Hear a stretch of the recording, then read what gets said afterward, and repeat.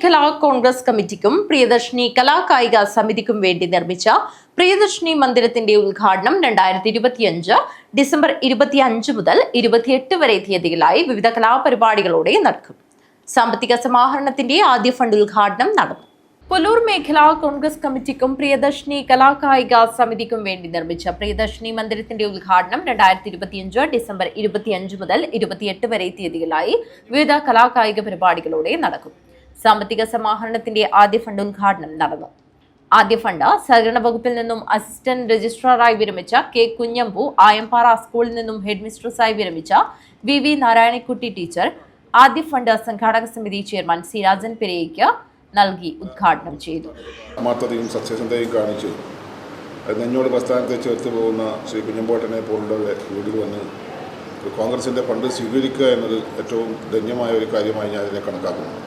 പ്രത്യേകിച്ചും ആയിരങ്ങൾക്ക് അക്ഷരാഭ്യാസം പറഞ്ഞു കൊടുത്ത ഇപ്പോഴും കോൺഗ്രസിനെ ആത്മാർത്ഥമായി നെഞ്ഞിട്ടിരുന്ന നാരായണക്കുട്ടി ടീച്ചറെയും ഈ അവസരത്തിൽ ഞാൻ അഭിനന്ദിക്കുകയാണ്. നമ്മൾ മരിച്ചു പോകുമ്പോഴും നമ്മുടെ ഒരുപാട് സാമ്പത്തികമുണ്ടെങ്കിൽ തൻ്റെ പ്രസ്ഥാനത്തിന് അവസാന കാലഘട്ടത്തിലും കൂടി ഇങ്ങനെ സഹായിക്കണം. അവസാനം ഇനിയും 101 വയസ്സും അതുപോലെ തന്നെ 110 വയസ്സും വരെ രണ്ടാൾക്കും ജീവിക്കട്ടെ എന്ന് ആത്മാർത്ഥമായി പ്രാർത്ഥിച്ചുകൊണ്ട് അങ്ങനെ ചെയ്യുന്ന ഒരു കുടുംബത്തിൻ്റെ മാതൃകയായി ഈ കുടുംബത്തെ ഞാൻ കാണുകയാണ്. ആ പ്രിയദർശിനി മന്ദിരം പുല്ലൂരിൽ ഉണ്ടായിരുന്ന കെട്ടിടം ദേശീയപാത വികസനത്തിൻ്റെ ഭാഗമായി നാഷണൽ ഹൈവേ അതോറിറ്റിക്ക് വിട്ടുകൊടുക്കുകയും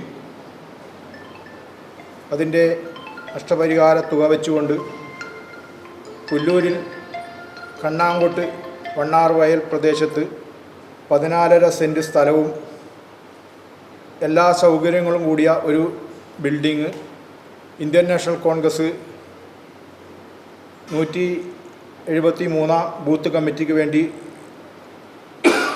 രജിസ്റ്റർ ചെയ്തുകൊണ്ട് ആ സ്ഥാപനം നിലനിർത്തുവാൻ വേണ്ടി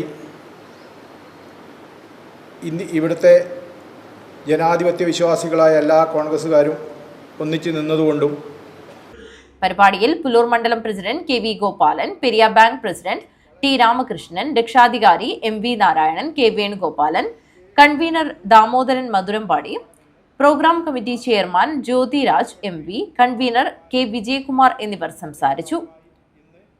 ജനറൽ കൺവീനർ MV പത്മനാഭൻ സ്വാഗതവും ട്രഷറർ ടി തമ്പാൻ നന്ദിയും പറഞ്ഞു. News bureau, Kanhangad.